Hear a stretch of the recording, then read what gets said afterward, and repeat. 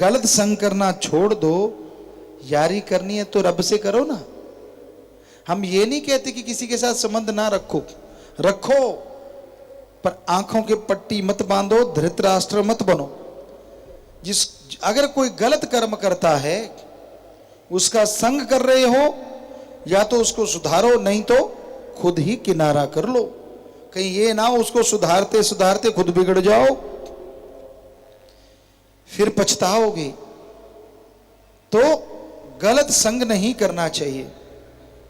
School में, college में कुछ बच्चे ऐसे होते हैं, यार ये पुड़ी लेके देख, यार तू तो मर्द ही नहीं है, तू तो औरत है, पुड़ी ले नहीं सकता, इतना घबराता है। तो कहो भाई मैं तो डरपोक ही अच्छा। उनके झांसे में मत आया करो, क्योंकि वो एक पुड़ी दी, 8-10 पुड़ियां फ्री में आएंगी और फिर आपका पैसा लुटना शुरू हो जाएगा और आप टोटली बर्बाद हो जाएंगे। इसलिए संग सोहबत गलत कभी ना करो। जब इंसान गलत सोहबत करता है, गलत संग करता है, तो वो पछताता रहता है, दुखी होता रहता है। हमेशा सच का साथ दो, सही लोगों का साथ दो। गलत लोगों का संग करोगे तो परेशानियां आएंगी, मुश्किलें आएंगी। इस दौर में अगर वो अंदर का खजाना हासिल करना चाहते हो तो बहुत जरूरी है आप संग अच्छा करें और सर्वश्रेष्ठ सत्संग जरूर करें। सत्संग सुन लेते हो, पर अगर मानोगे फायदा तो तभी होगा ना जब सुन के मानते हो, जब सुन के अमल कर लेते हो, तो अंदर के खजाने की तरफ आप बढ़ने लगते हो। निशानियां क्या हैं? कैसे पता चले कि आप जो सुमरन कर रहे हो, जो भक्ति कर रहे हो, वो सही है? नंबर 1, भक्ति करने से आपको शांति आएगी। नंबर 2, अलग तरह की खुशी फील होगी। नंबर 3, हल्कापन महसूस होगा। नंबर 4, टेंशनें कम होने लगेंगी। नंबर 5, अलौकिक नजारे आने लगेंगे। संत पीर फकीर के रूप में भगवान सामने प्रत्यक्ष, सपने में अप्रत्यक्ष आपको नजारे देने शुरू कर देंगे।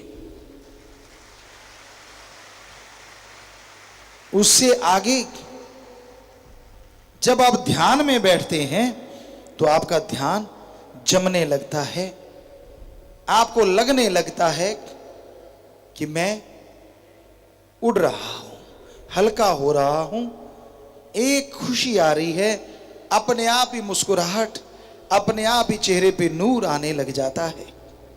लोग पूछने लग जाते हैं क्या खाते हो, कैसे इतने खुश रहने लगे आप, इतनी परेशानियां हैं, इतनी मुश्किलें हैं, फिर भी आप मुस्कुराते रहते हो।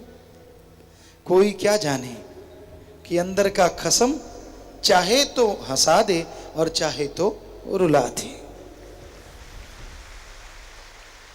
और जो अंदर के खसम यानी राम को याद करता है, अल्लाह वाहिगुरु गॉड खुदा ईश्वर ओम हरि को याद करता है, वो राम उसके अंत्यकरण की सफाई ही नहीं करता, बल्कि जीते जी जिंदगी की खुशियां भी उसे बख्श देता है, उससे माला माल कर देता है। तो अंदर की चढ़ाई, अंदर के खजाने की तरफ बढ़ते हुए ये निशानियां आपको मिलेंगी। अगर मिल रही हैं तो आपकी भक्ति भी सही है, सेवा भी सही है। नहीं मिल रही तो आप अपने अंदर गौर करो, 5 मिनट समय निकालो, जो आप दिखते हैं क्या वो आप हैं? जो आप करते हैं क्या वो दिलो दिमाग में है? कहीं ये तो नहीं आप दिखते कुछ और हैं और करते कुछ और हैं? अगर ऐसा है तो एक गाना सुना करते थे, रब नाल ठगियां क्यों मारे बंदे। तो भगवान से ठगी मार रहे हैं आप। परेशानियां आएंगी, मुश्किलें आएंगी, तो आप अच्छे कर्म करने सीख लो, आप भले कर्म करने सीख लो, तभी उसकी खुशियों के हकदार आप बन पाएंगे, तभी आप अंदर की चढ़ाई पूरी कर पाएंगे। अंदर आप चढ़ते जाते हैं, अंदर आप बढ़ते चले जाते हैं, और जैसे जैसे अंदर की चढ़ाई चढ़ेंगे राम नाम के द्वारा, वैसे वैसे असीम आनंद, जिसे पीस ऑफ माइंड कहते हैं, वो आपको आपके अंदर से मिलना शुरू हो जाएगा। भगवान ये नहीं देखता आपकी भाषा क्या है, भगवान ये नहीं देखता आप कपड़े कैसे पहनते हैं, और भगवान ये नहीं देखता आप किस धर्म से संबंध रखते हैं। भगवान यह देखता है आप उसके लिए यानी भगवान के लिए कितना तड़पते हैं, आप उस मालिक के लिए कितने व्याकुल होते हैं। जिस तरह साजो सामान के लिए आप व्याकुल होते हैं, उसी तरह अगर आप मालिक के लिए व्याकुल हो जाएं तो जन्मों जन्मों की व्याकुलता, जन्मों जन्मों की परेशानियां आपकी जड़ से खत्म हो जाएंगी। इंसान अंत्यकरण की चढ़ाई करना तो चाहता है। कौन नहीं चाहता कि भगवान का रिमोट कंट्रोल उसके हाथ में हो।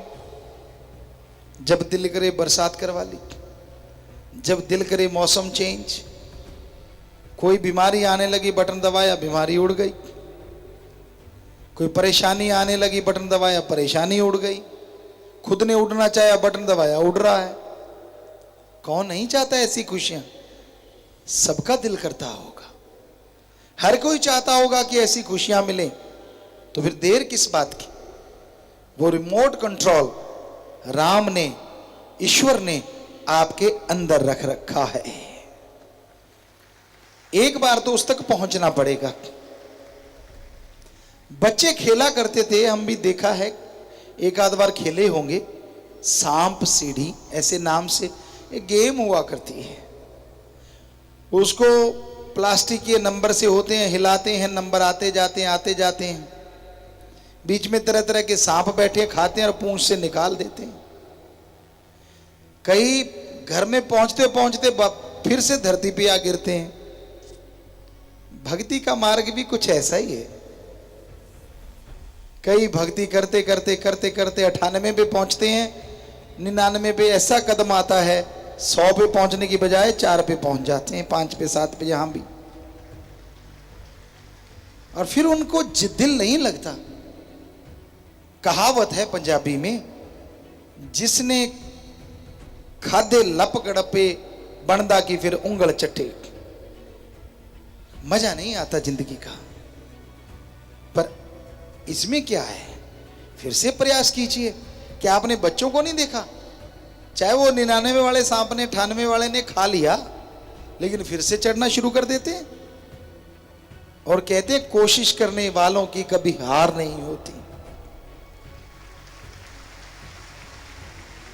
गिर गए तो क्या हुआ? मन ने गिरा दिया तो क्या हुआ? अहंकार, काम, वासना, क्रोध, लोभ, मोह, जिसने भी गिरा दिया तो क्या हुआ? लगे रहिए, यकीन मानिए मंजिल पे पहुंच जाओगे, जरूर पहुंच जाओगे। पर वहां से कहीं खेलना बंद मत कर देना कि मैं तो नीचे पहुंच गया अब थोड़ी चढ़ पाऊंगा। ऐसा नहीं होता, टाइम ज्यादा लगता है। अब वो बच्चे को भी टाइम ज्यादा लगता है। किस्मत अच्छी हो तो कई बार बड़ी बड़ी सीढ़ियां मिलती हैं तो दूसरों से भी पहले पहुंच जाता है। तो उसी तरह आप राम पे, सतगुरु मौला पे दृढ़ यकीन रखिए कि जरूर किस्मत अच्छी बनाएगा, और जो टाइम पीरियड आपका गलती से गुजर गया वो जल्दी से आप कवर करके फिर से मालिक की खुशियां हासिल कर पाओगे। पर उसके लिए संग सोहबत बदलनी होगी। गलत संगी साथियों का साथ हमेशा पीछे पीछे ले जाता है, और सही संगी साथी होंगे, राम नाम आप जपते रहेंगे तो फिर से मंजिल पे पहुंचने में देर नहीं लगेगी।